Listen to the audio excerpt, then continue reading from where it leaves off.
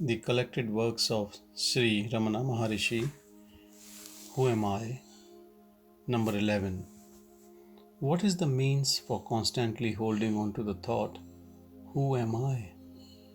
When other thoughts rise, one should not pursue them, but should inquire, To whom do they arise?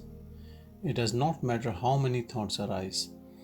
As each thought arises, one should inquire with diligence, To whom has this thought arisen? The answer that would emerge would be to me.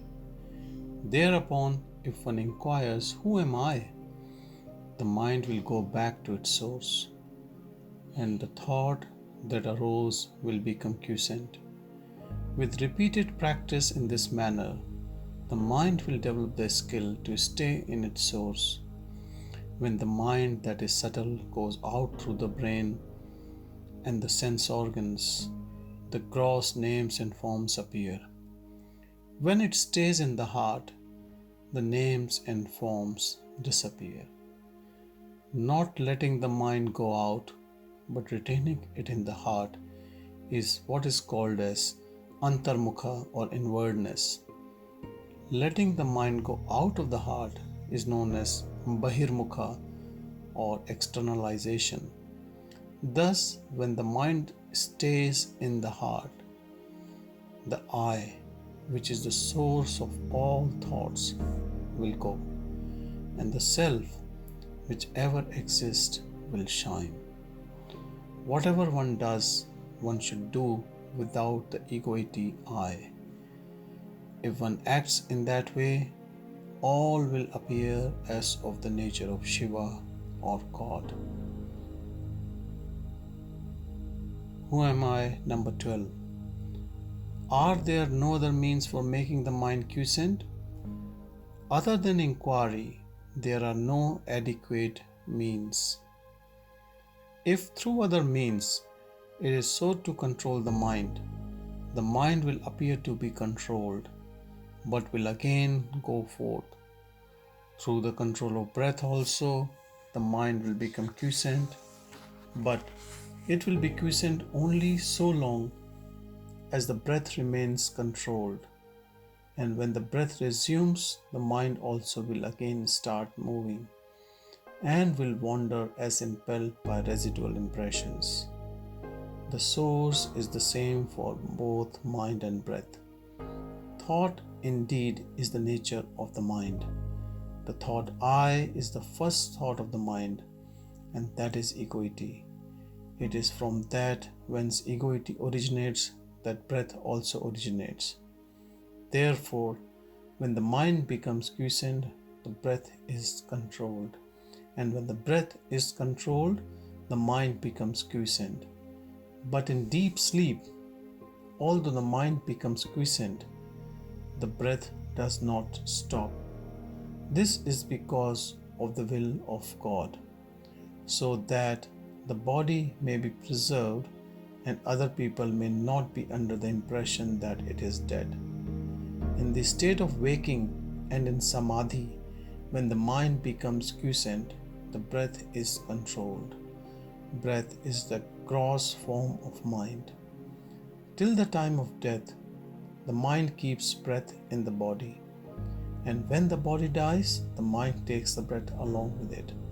Therefore, the exercise of breath control is only an aid for rendering the mind quiescent, mano nigraha. It will not destroy the mind, mano nasha. Like the practice of breath control, meditation on the forms of God, repetition of mantras, restriction on food, etc. are but aids for rendering the mind quiescent. Through meditation on the forms of God and through repetition of mantras, the mind becomes one-pointed. The mind will always be wandering. Just as when a chain is given to an elephant to hold in its trunk, it will go along grasping the chain and nothing else. So also when the mind is occupied with a name or form, it will grasp that alone. When the mind expands in the form of countless thoughts, each thought becomes weak. But as the thoughts get resolved, the mind becomes one-pointed and strong.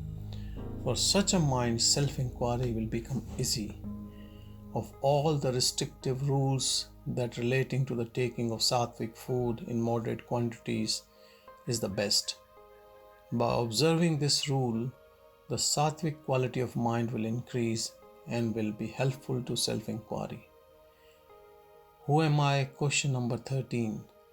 The residual impressions or thoughts of objects appear bending like the waves of an ocean. When will all of them get destroyed? As the meditation on the self rises higher and higher, the thoughts will get destroyed. Number 14. Is it possible for the residual impressions of objects that come from beginningless time, as it were, to be dissolved and for one to remain as the pure self? Without yielding to the doubt, is it possible or not? One should persistently hold on to the meditation on the self. Even if one be a great sinner, one should not worry and weep, "Oh, I am a sinner, how can I be saved?" One should completely renounce the thought, "I am a sinner," and concentrate keenly on meditation on the self. Then one would surely succeed. There are not two minds, one good and the other evil. The mind is only one. It is the residual impressions that are of two kinds, auspicious and inauspicious. When the mind is under the influence of auspicious impressions, it is called good. And when it is under the influence of inauspicious impressions, it is regarded as evil. The mind should not be allowed to wander towards worldly objects and what concerns other people, however bad other people may be. One should bear no hatred for them. Both desire and hatred should be eschewed. All that one gives to others, one gives to oneself. If this truth is understood, who will not give to others?